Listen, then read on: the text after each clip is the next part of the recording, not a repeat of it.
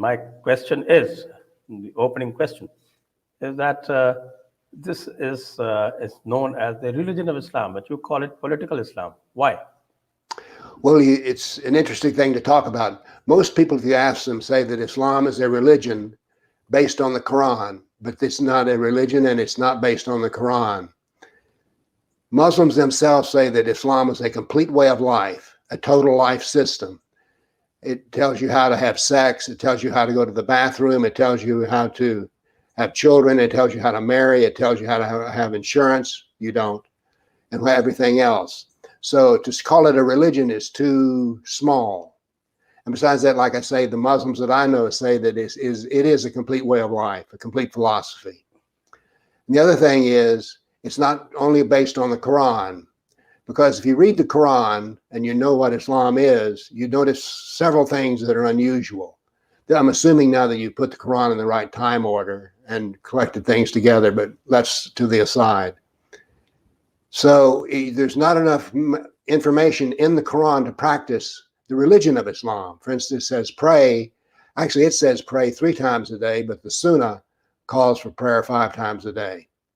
But the problem is that you cannot be a Muslim by just what's based on the Quran.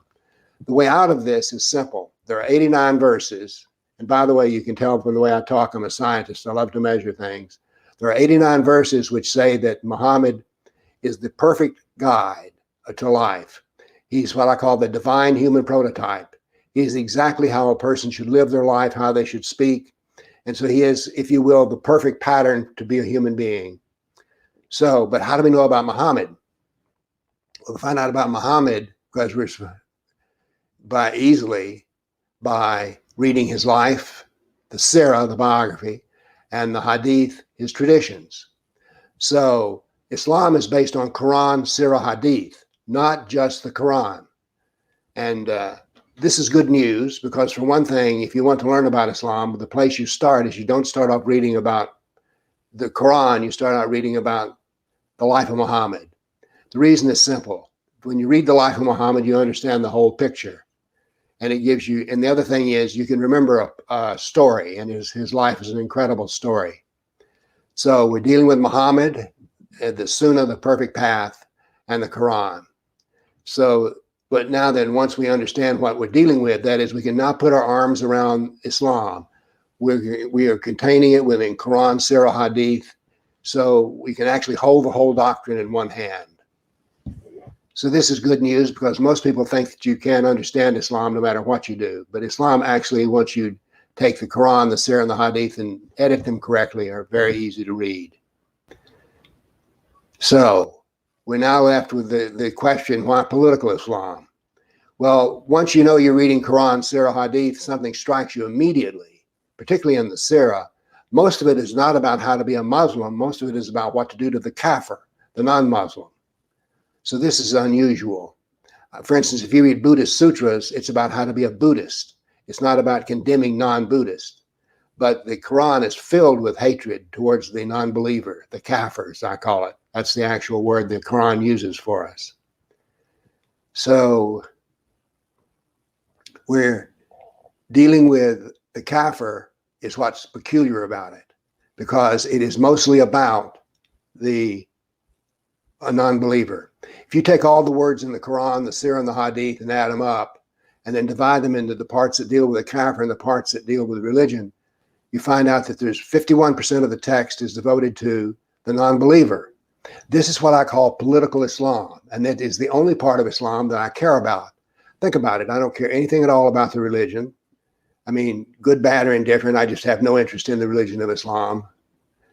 But I do have a big interest in political Islam because it talks about me. Let me give you an example of how to sort these out. In the United States now, on Fridays, in some cities where they're large enough, Muslims will commandeer the streets and lead public prayer. And you say, well, that's a religious act. The prayer is a religious act. Commandeering the street is a political action. You see the difference? So what I'm concerned about is in public prayer is not what they pray to God or Allah or whoever else. I just simply don't care. But I do care about the fact that I can't drive down the street while they're praying. Because if I did that and you did that, we would have policemen write us a ticket and remove us from the street. But if Muslims do it, they get a free pass. So I want you to see that something is political when it affects us. Now, there are parts about Islam that deal only with Muslims and yet can still wind up dealing with us. For instance, in the United States, it is illegal to beat your wife. But according to the Sharia, it is possible to beat your wife. So therefore, although we might say, well, I don't care if a Muslim male beats his Muslim wife, I do if they do it in the United States because it violates our laws. As a matter of fact, political Islam violates our constitution as well. So therefore, we see what's interesting about Islam is the part that impacts us. I don't care about what impacts anybody on Judgment Day. As a matter of fact, I'm not so sure about the Judgment Day idea. The other reason is that we can talk about politics. Now, in the United States, we have a very strong constitution which guarantees religious freedom. And soon after 9/11, and by the way, 9/11 I predicted. I didn't predict it would be on the 9th on September 11th. I just predicted that we would be attacked. As a matter of fact, after we were attacked, my phone began to ring with people calling me. I got 12 calls that day saying, how did you know we were going to be attacked? I said, simple. I read the playbook. And the playbook is Quran, Sirah, Hadith. And then I read the history of Islam.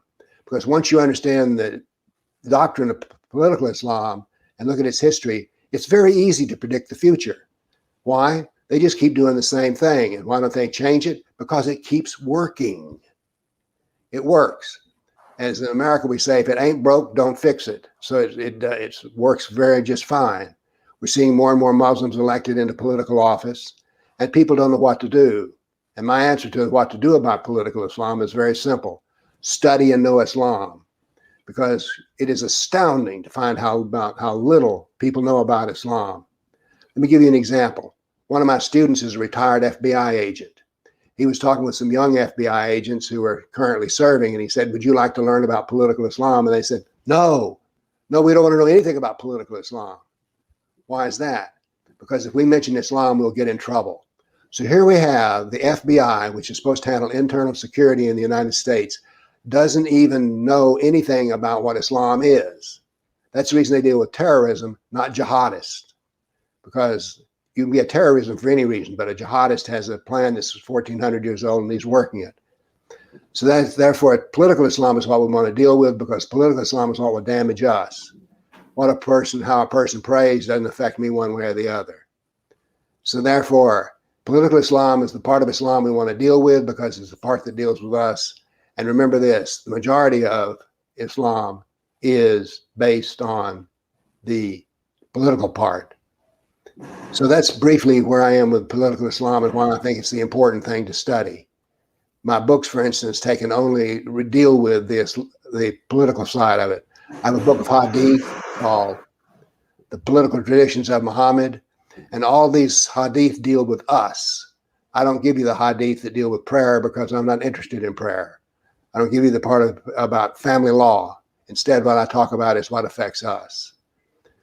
So political Islam is the part we need to know and study, and we cannot defeat political Islam without knowing political Islam. We have generals here in the United States who've never read the first book on it. We have people in the State Department that don't know there's a doctrine of treaties. Yet they sit down and want to make treaties with Muslims. The treaty laws are political laws. So therefore, we want to get away from discussing the religion of Islam, which is of no interest, and we want to go to studying the politics of Islam, which affect us on a daily basis.